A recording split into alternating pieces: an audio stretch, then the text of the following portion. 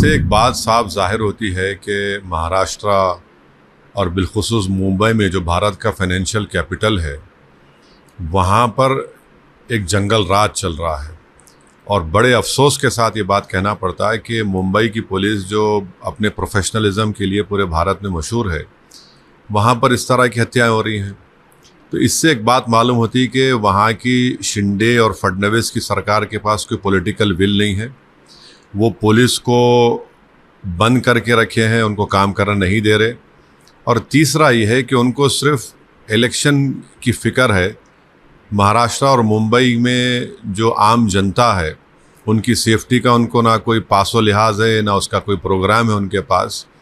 और एक 3 मरतबा के मिले और जो ख़ुद उनकी पार्टी के अलायंस में है, आप उसकी हत्या कर दी जाती है, जिसमें 3-3 गोलियां मारी जाती हैं। तो ये बड़ा ही दर्दनाक, अफसोसनाक और शिंदे और बीजेपी सरकार की सरासर नाकामी है ये। और इससे एक पैगाम मिलता है कि वहाँ पर कोई भी सुरक्षित नहीं है। आप ये दूसरी हत्या हो गई है उनके अलायंस के पार्टनर की, जब आप अपने ही गुट के लोगों को नहीं बचा पा रहे हैं। और मालूम भी हो रहा है कि मरहूम एक्स MLA साहब ने, बाबा सिद्दीकी साहब ने लिख कर भी दिया था कि उनको थ्रेट है, तो उसके बावजूद भी उनको कोई सिक्योरिटी नहीं प्रोवाइड करे। तो ये कंप्लीट पॉलिटिकल फेलियर है, लॉ एंड ऑर्डर का फेलियर है और एक बहुत बड़ी कॉन्स्पिरेसी है। और मुझे नहीं लगता कि वहाँ की मौजूदा सरकार इस कॉन्स्पिरेसी को अनरेवल करना चाहेगी या कर सकेगी। सर, चुनाव होने हैं सूबे में, क्या उसके ताल्लुक से आपको कुछ दिख रहा है कि नहीं? इसको एक आदमी की तो जान चले गई, एक उनकी दोनों औलादें, उनका बाप, उनका बेटा और उनकी बेटी अपने वालिद से महरूम हो चुके हैं, वो यतीम हो गए हैं। तो आप चुनाव से ज़्यादा यह है कि वहाँ की सरकार ने पुलिस को कमज़ोर करके रख दिया, ख़ास तौर से मुंबई की पुलिस को, जो उनका प्रोफेशनलिज्म एक मशहूर था। वहाँ का इंटेलिजेंस का नेटवर्क लगता है कि बिल्कुल ख़त्म होकर रह गया।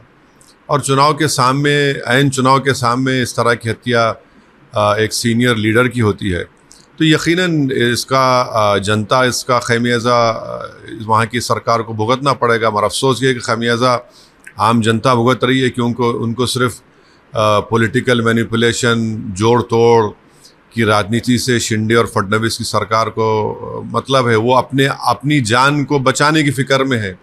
उनको इस बात की फ़िक्र नहीं है कि वहाँ की जनता, वहाँ के लोग कितना अपने आप को अनसेफ महसूस करते हैं।